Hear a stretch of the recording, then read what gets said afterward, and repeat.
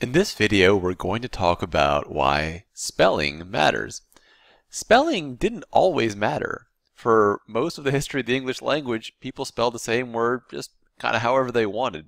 Great writers would often spell the same word differently in the same paragraph. And there weren't these formal rules of spelling the way that we have today. In fact, even today, American English and British English, both English, the spellings are different. In America, you spell this way, and in Britain, you spell this way. And these are different spellings. So even today, spelling isn't 100% standardized. Today, spelling has become kind of a social grace. That means spelling good is something that, or spelling well, I should say, is something that's going to make you be taken seriously. And spelling poorly, it's going to make you be seen kind of as a laughingstock. Let's take a look at this guy here. There's nothing wrong inherently with the way he's dressed, but somebody dressed like this is not going to be taken seriously. They're going to be seen as kind of a joke, whereas somebody dressed like this is going to be taken much more seriously. This attire might have some advantages. You know, you might not need to take quite as many bathroom breaks, but still, this attire, according to today's social norms, to the rules of society of today, this is going to get more respect. This is going to get you taken more seriously. And spelling is like that. If you spell well, it means you're going to get taken a little bit more seriously than if you spell poorly. Spelling well means you're kind of doing this, and spelling poorly means you're doing this. It doesn't mean it's automatically bad, but this is going to give you some kind of social advantage. This is Napoleon, probably one of the greatest military leaders in human history.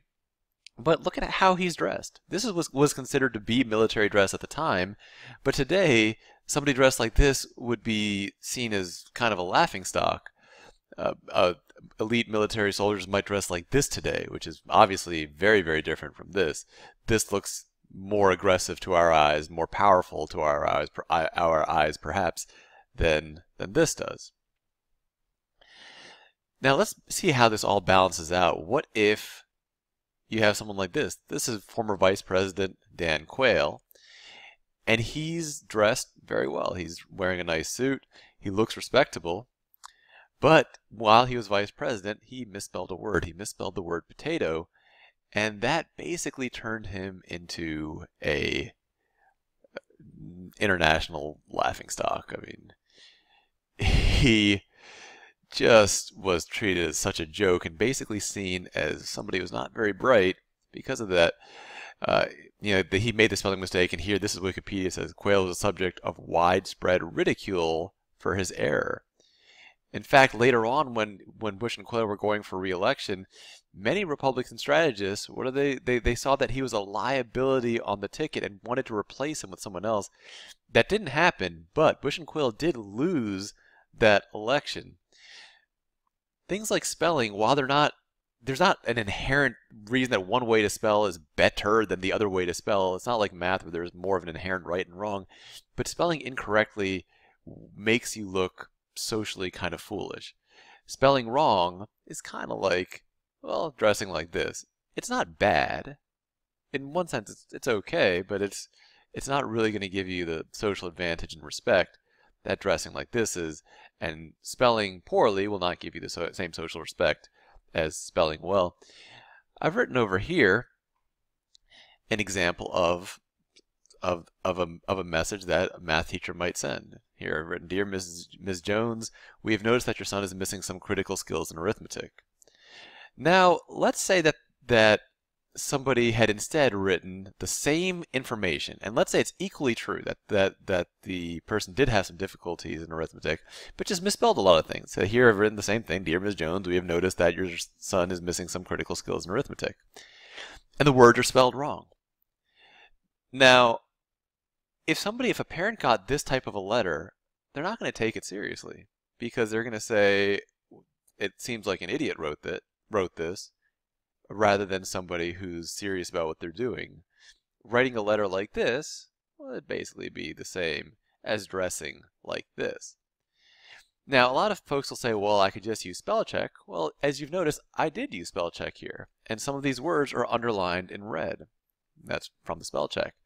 But the simple fact is, a lot of the words are not underlined in red. A lot of the words are correct spellings for other words.